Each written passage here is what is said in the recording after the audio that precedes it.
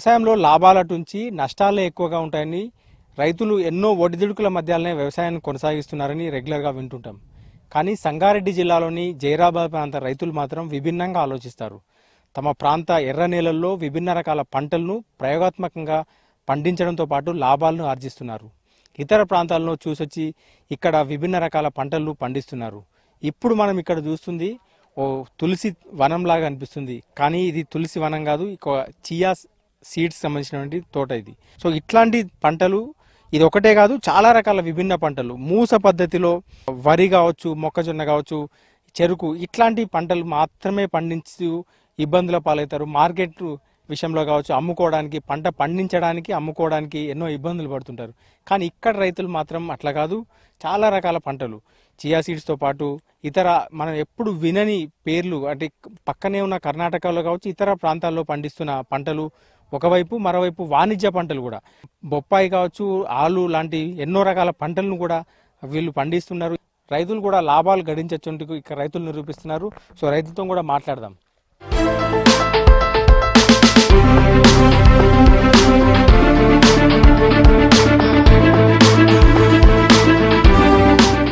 ప్రత్యేకమైన పంట ఇది జెరేనియం.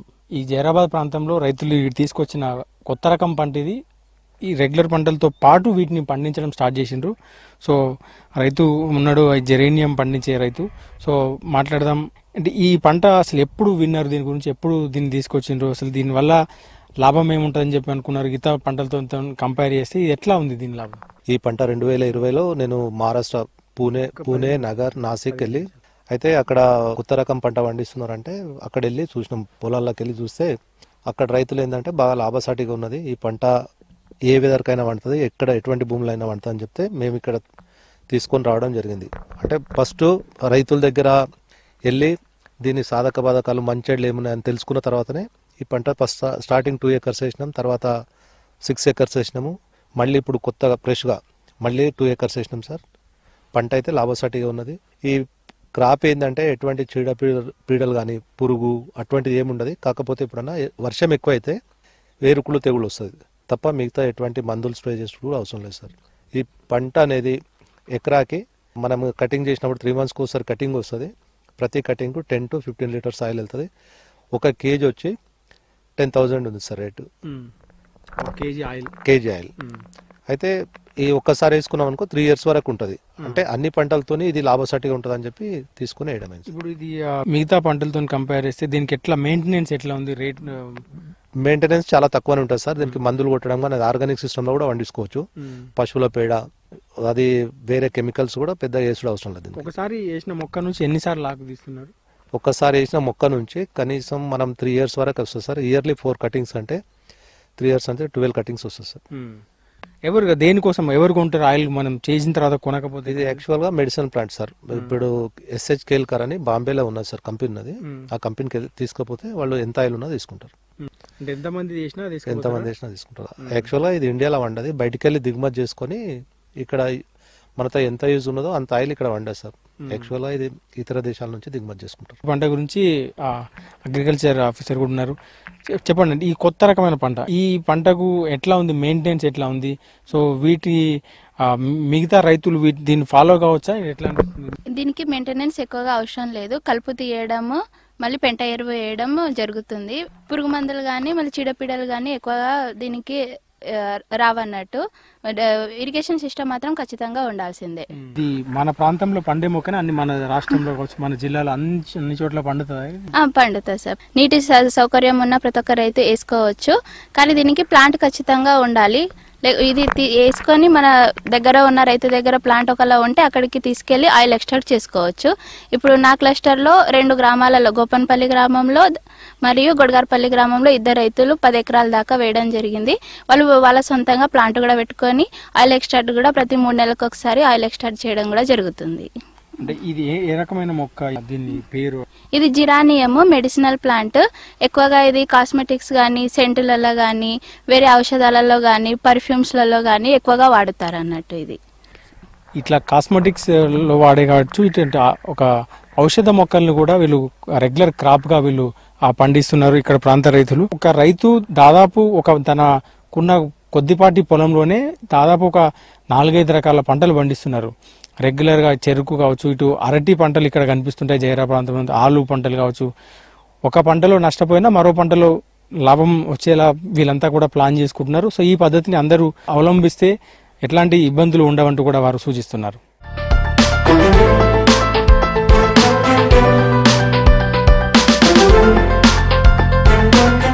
ఏమేమి వేసినావు నువ్వు? నేను చెరుకు పెట్టిన, ఇంత మిరప చెట్లు పెట్టిన, మళ్ళీ ఏమంటే ఇప్పుడు చియ్య వేసినది సరిదస్తూ శనగ పెట్టిన. మొత్తం చియ్య ఎంత పెట్టినావు, అవి ఎంత పెట్టినావు? శనగ ఇప్పుడు ఇదేసారి వాళ్ళకి చూసి నేను 1 ఎకర్ పెట్టిన సార్. ఒక 3 ఎకర్ అట్లా శనగ ఉంటది, మిగతాది ఇంత చెరుకు ఉంటుంది. ఇప్పుడు ఈ చియా ఈ కొత్త పంట వేసినావు కదా, అంటే ఎట్లుంది ఆ పంటలకు పని ఎట్లుంది, ఎక్కువ ఉందా పని, ఏమైనా లాభం? జీరా పని సార్ పనినే లేదు సార్. కోణెంగాలు తినాయి, ధూళు తినాయి, దీనికి ఏమేం ఇదే లేదు. వాళ్ళు ఖాళీ నీళ్ళు కావాలి, ఇంత వాళ్ళు తింపితే ల్యాటర్లు కావాలి, అయిపోయి. ఇప్పుడు జనరల్ గా రైతులు ఒకటి పెద్ద మాట చెప్తున్నారు, ఏదంటే ఏ పంట వేసినా కోతులు తింటాయనో కొన్నంగలు తింటాయనో ఇప్పుడు పెద్ద సమస్యగా మారింది. కానీ ఈ దానికైతే సమస్య లేదు, ఏం సమస్య లేదు సార్. కొనేగాలు అడవి పందులు కూడా రాదు సార్ దీంట్లో లోపట. ఏరే పంటకి నెమ్మది సార్లు చేస్తున్నాయి కొనేగలు గాని, చెరుకుకి ఇంకా పందులు కొడతాయి. ఇంకా కరంగా దీనికైతే ఏం లేదు, ఎదవి కూడా లేదు, ఖాళీ ల్యాటర్లు వేసేది ఇట్లా వేస్తే చాలు. దీని నుంచి మళ్ళీ జీరో మెయింటెనెన్స్ సార్. దీన్ని ఒక్కసారి గింత మొలక వచ్చినప్పుడు ఇంత కలిపేసి ఇంత ఎరువు వేస్తే చాలు, మందు కూడా తలగాలి. సంగారెడ్డి జిల్లాలోని సరిహద్దు ప్రాంతం, కర్ణాటక రాష్ట్ర సరిహద్దు ప్రాంతం ధనసిరి గ్రామం. ఇది ధనసిరి గ్రామంలో చియా పంట వేసిన రైతున్నాడు. మా కార్యక్రమం ఉంటుంది సార్. ఏం వేసినావు దాంట్లో? Chia sir. ఏంది ఈ పంట గురించి నీకు ఎట్లా తెలుసు, ఎప్పుడు స్టార్ట్ చేసినావు? మా అన్న ప్రిన్సిపల్ లెక్చర్ ఉంటాడు సార్, బాల్కి ఇంజనీర్ కదా, ఆయన దోస్తు తెచ్చాను సార్. ఫస్ట్ బాల్కి ఇయర్లే పంపించాను సార్. ఎక్కడ? బాల్కి కర్ణాటక బాల్కి. ఆయన ఏం చేసిన 3 సంవత్సరాలు ఈతం మేము వద్దాం పోయినా సార్. మన కృష్ణ మన భాస్కర్ ఏమంటే ఈతం ఇమ్మని కానీ అంటే దాని వేసిన సార్. Success 100% success. 6.5 కుంటాలు వచ్చింది సార్. ఇంకో కూడా బిల్లు ఉన్నది, చూపెడతా. Chia seeds sir. చియా అంటే ఈ దీని గురించి ఫస్ట్ పంట గురించి విన్నప్పుడు అసలు దీన్ని ఎందుకు వాడతారు అవన్నీ తెలుసుకున్నావా? మార్కెట్ ఎట్లా? అదే సార్, అది ఆయుర్వేదిక్ అంట సార్. ఇది దీన్ని కూడా మెడిసిన్ కూడా పోతుంట సార్. ఇది తినడానికి కూడా వస్తుంట సార్. అది ఇది చేస్తా అని చెప్పింది. అందులో అది అట్లా అంటే చేసినాం సార్. ఇదే ఇప్పుడు ఈ పొలం నీది అనేది మాది సార్. ఇందులో ఇంతకు ముందు ఏమి వేసినావు? సోయా వేసినాం. దాంట్లో ఎంత లాభం వచ్చి దీంట్లో ఎంత? దానికి దీనికి చాలా డిఫరెన్స్, 50% మీద ఉంటుంది సార్. దీనికి జీరో మెయింటెనెన్స్ సార్. ఇది జీరో మెయింటెనెన్స్. 1 ఎకరం 15 ఏళ్ళు పట్టుకోండి మీరు. హైయెస్ట్ దానికి ఎంత అవుతుంది సోయాకు? 20-25 ఏళ్ళు వస్తుంది సార్. 50 ఏళ్ళు పంట కూడా కాదు సార్. అది లెక్క ఇదంతా ఏంది? ఇప్పుడు ఎకరా ఎంత వచ్చింది లాభం? ఇది లెక్క మేము 6.5 సార్. మన 1,00,000 రూపాయలు మిగిలిన సార్. మనకు 17 ఏళ్ళకి అమ్మిన ఎకరా మీద 1,00,000 రూపాయలు మిగిలిన. ఎంత మంది వేసారు మీ ఊర్లో? మీ ఊర్లో ఫస్ట్ టైం మనం వేసినాం. ఇప్పుడు ఈసారి 30 ఎకరం ఉంటుంది మా ఊర్లో. అందరు నేను చూసి అందరు వేసారా? సీడ్ కూడా మళ్ళీ మైసూర్ సీడ్ వేసినాం. ఎవరు అంటే ఒక ఏజెంట్ ఇస్తున్నారు? ఎవరు తీసుకుంటారో అడే ఇచ్చింది సార్. బ్రోకర్ ఉంటారు సార్, ఆయన ఇచ్చింది సార్. ఎంత అవుతుంది క్వింటాల్? ఎంత అవుతుంది ఇది? కుంటలు మాకు 1700 పోయింది సార్. 17,000. సీడ్ ఎంత ఇస్తుంది కిలో? 700 సార్. మరి ఎట్లా దీని సీడ్స్ తీసి ఎట్లా మిషన్ అవన్నీ ఉన్నాయి? Machine sir. కోసి కుప్ప పెట్టి మిషన్ వేసేస్తాం సార్. ఉండదు మిషన్. మరి ఆ మిషన్ ఇప్పుడు అందరికి అందుబాటులో ఉన్నాయి కదా? ఉండదు. అది ఉల్లిగడ్డ చేసి ఇది వస్తుంది సార్. ఉల్లిగడ్డ మిషన్ దీనికి వాడతారు. ఏం నీ పొలం ఎంత ఉంది? ఏమేమి వేసిన వల్ల? మంతా 5 ఎకరాలు ఉన్నది. చియ్య వేసినాం, సబ్జా గింజ. అంటే ఇంతకు ముందు ఫస్ట్ టైం నువ్వే వేసినావు? ఫస్ట్ టైం మేము వేసినాం సార్. మైసూర్ నుంచి బీదర్లో అశోక్ సార్ ఉన్నాడు సార్, అతను పంపించిండు. 1 ప్యాకెట్ 1 ఎకరానికి 1 ప్యాకెట్ వేసినాం. మంచి దిగుబడి వచ్చింది. 1 ఎకరానికి 1,10,000 దాకా దిగుబడి వచ్చింది. పోయినసారి 1 ఎకరా వేసి చూసి ఈసారి 5 ఎకరాలు వేసినాం. వాళ్ళే కొంటున్నారు పంట అంతా? వాళ్ళు మనం మార్కెట్ వాళ్ళకు మాట్లాడుకొని మనం వేసుకున్నాలి.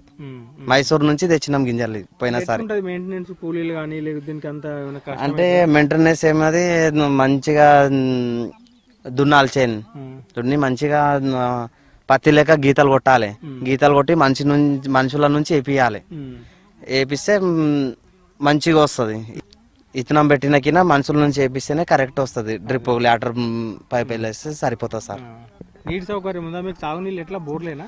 బోర్లే సార్. అవును. కాలువలు ఏమన్నా ఏం లేవు? ఏం లేవు, కాలువల్లో ఏం లేవు. ఓన్లీ బోర్ నుంచి నడిపిస్తాం. ఇది ఒకటే కాదు, ఇంకా చాలా రకాల పంటలు ఇక్కడ ఈ ప్రాంతంలో కొత్త రకమైన పంటలను పండించేందుకు రైతులు ఉత్సాహం చూపిస్తున్నారు. సో వాటిపైన మూస పద్ధతిలో పోయి నష్టాల బారిన పడకుండా ఉండేందుకు ప్రయత్నం చేస్తున్నారు.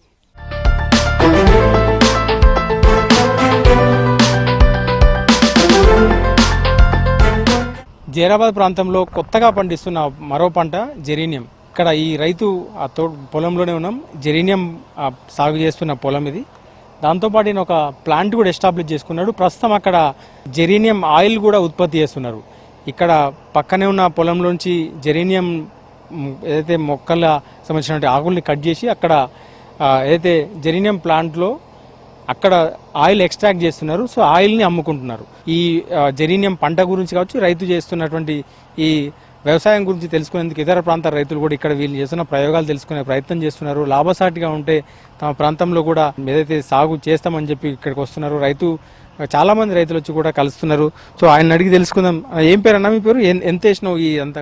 నేను వచ్చేసి ఇప్పుడు ప్రస్తుతానికి 12 acres వేసాము. ఇది జెరీనియం 12 acres వేసాము. ఎప్పుడు వచ్చింది ఆలోచన ఇది? ఇది లాస్ట్ ఇయర్ సార్. మేము దీని సర్చ్ లో 2 years అంది ఉన్నాము. ఇక్కడ పల్లెలో నారాయణ అని ఉంటాడు ఒక అతను మేము ఇద్దరం కలిసి ఇక్కడ మహారాష్ట్రకి వెళ్ళి ఒక 4-5-10 times అక్కడికి వెళ్ళి తిరిగి చూసి మొత్తం విజిట్ చేసి తీసుకొని వచ్చి ఇక్కడ మన దగ్గర వేయడం జరిగింది అనుకుంటున్నాం. ఇప్పుడు ప్లాంట్ ఆయిల్ ప్రొడక్షన్ కూడా నడుస్తుంది కదా. సో ఇది ఎంత ఎక్స్పెండిచర్ అయింది? అది మామూలు రైతులకు సాధ్యమవుతుందా సార్? ఇప్పుడు అది వచ్చేసి చిన్న సన్నకారు రైతులకైతే చేయడం ప్రాబ్లం అవుతుంది. అది వచ్చేసి మనకు ప్లాంట్ షెడ్ అది అనుకుంటే మొత్తం 24 lakhs వరకు అయింది మనకు. అది దానికి 24 అయింది. క్రాప్కి వచ్చేసి 1 acreకు 1.5 lakh వరకు అయింది. 140 to 1.5 lakh వరకు క్రాప్కి అయింది. ఆల్మోస్ట్ ఆల్ మొత్తం మనము ఒక 40-45 lakhs దాకా ఇన్వెస్ట్ చేసినాము. చిన్న రైతులకైతే ఇబ్బంది. కాకపోతే ఏంటంటే చిన్న రైతులు 1-2 ఎకరాలు వేసుకుని మన లాంటి వాళ్ళ దగ్గర తీసుకుని వచ్చి ఆయిల్ తీసుకోవచ్చు, క్రాప్ పండించుకోవచ్చు.